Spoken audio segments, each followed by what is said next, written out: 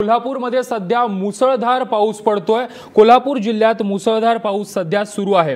4 दिवसांपासून पाऊस थांबण्याचं नाव घेत नाहीये। त्यामुळे पंचगंगा नदीची पातळी 39 फुटांवर आली आहे। परिणामी कोल्हापूर शहरात पाणी शिरण्याचा धोका निर्माण झालाय। पावसाचा जोर वाढल्यास पूर येऊ शकतो असा इशारा देखील जिल्हा प्रशासनाने दिलाय। गगनबावडा राधानगरीमध्ये देखील पावसाने कहर केलाय।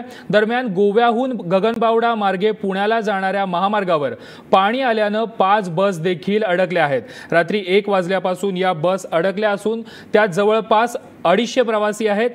त्या सर्वांना मदतीची आता प्रतीक्षा आहे। त्यानंतर कोकणातूनही पोलिसांनी कोल्हापूरकडे येणारी वाहतूक बंद केली आहे। कोल्हापूरच्या पंचगंगा नदीने धोक्याची पातळी ओलांडली असून कोल्हापूरचा कोकणाशी संपर्क तुटलाय। इतकंच नाही तर कोल्हापूर जिल्ह्यातील 100 गावांचा थेट संपर्क देखील तुटलाय। या परिस्थितीचा पन्हाळा तालुक्यातील कळे गावातून आढावा घेतलाय आमचे कोल्हापूरचे रिपोर्टर सतेज औंधकर यांनी। कोल्हापूर जिल्ह्यात गेल्या 4 दिवसापासून मुसळधार पाऊस सुरू आहे। आपण आता माझ्या मागे बघू शकता की कशा पद्धतीने या ठिकाणी जो कोकणाला जोडणारा महत्त्वाचा जो मार्ग आहे गगनबावडा मार्ग तो आता बंद झालेला आहे। इथली वाहतूक पूर्णतः ठप्प झालेली आहे। विशेष म्हणजे जे कळे परिसर जो भाग आहे या परिसरामध्ये आता रस्त्यावरती पाणी आल्यामुळे पूर्णतः हा भाग आहे तो वाहतुकीसाठी बंद झालेला आहे। या ठिकाणचे जे लोक आहेत हे देखील आपापल्या गावामध्ये अडकून पडलेले आहेत।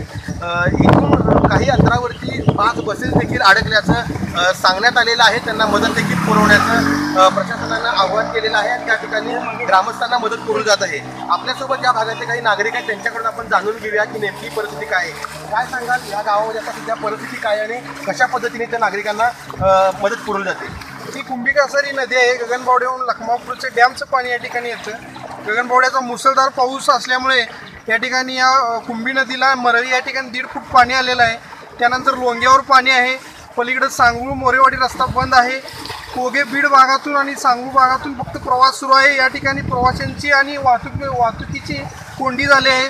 नागरिकांच्या समस्या निर्माण झाल्या आहेत। काही ठिकाणी घरं पडले आहेत। आडूरमध्ये काही ठिकाणी घर पडलं आहे, झाड पडलं आहे, रस्ता ठप्प झाला आहे। तर आपण ऐकलेलं आहे की कशा पद्धतीने इथं वाहतुकीची कोंडी झालेली आहे। जनजीवन पूर्णतः विस्कळीत झालेलं आहे।